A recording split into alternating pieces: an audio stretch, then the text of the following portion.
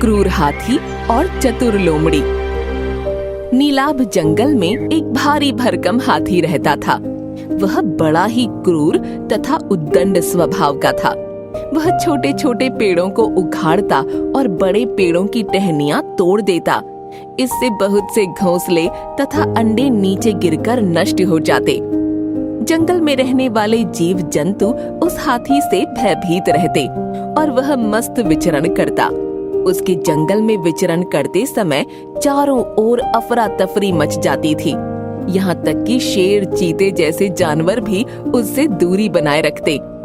हाथी के इस बेधड़क विचरण के दौरान लोमड़ियों के भी बहुत से ठिकाने नष्ट हो जाते।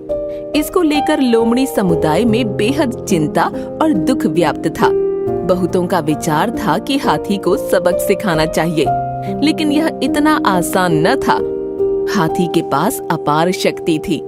लोमड़ियां अक्सर आपस में बातें करती।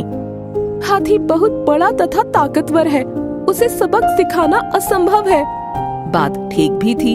शक्ति में लोमड़ियां हाथी के सामने कुछ भी न थीं। एक दिन सभी लोमड़ियों की एक सभा बुलाई गई और एक बेहद चतुर लोमड़ी को हाथी से छुटकारा दिलाने का काम सौंपा गया। उस लोमड़ी ने अपनी योजना पर अमल करने से पहले हाथी के बर्ताव का निरीक्षण करने का फैसला किया। वह कई दिन तक उस हाथी की गतिविधियां देखती रही। फिर एक दिन लोमड़ी उस हाथी से मिलने गई और बोली, महाशय, मुझे आपसे बेहद जरूरी बात करनी है। यह हमारे लिए जीवन मृत्यु का प्रश्न है। हाथी जोर से चिंघाड़ कर बोला, तुम कौन हो और मुझसे क्यों और क्या बात करना चाहती हो?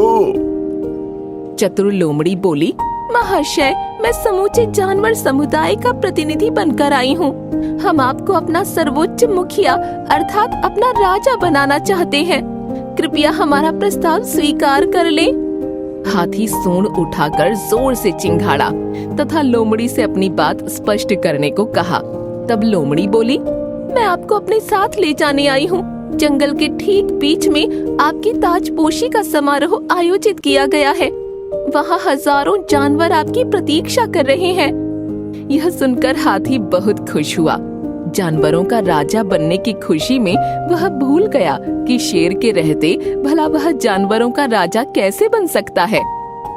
वैसे भी वह अक्सर जानवरों का राजा बनने का स्वप्न देखा करता था।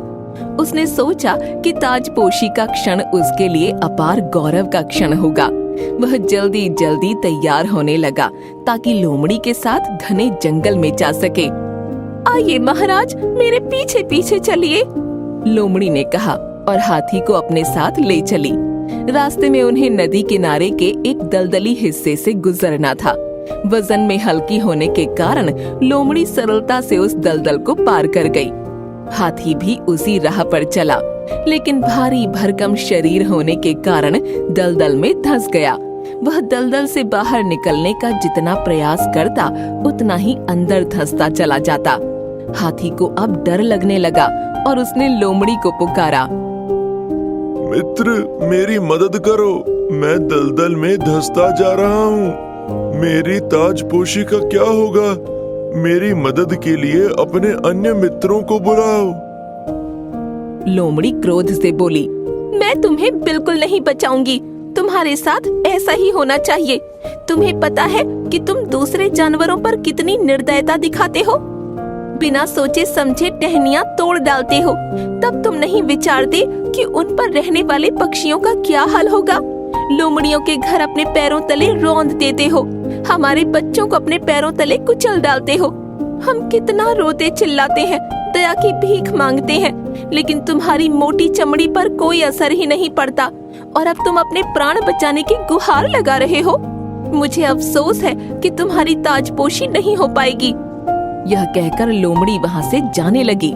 हाथी जोर जोर से रोने लगा और अपने किए का पश्चाताप करने लगा। यह देखकर लोमड़ी को दया आ गई। उसने तुरंत अन्य जानवरों को बुलाया और सब ने मिलकर भारी भरकम हाथी को रस्सियों के सहारे बाहर निकाल लिया।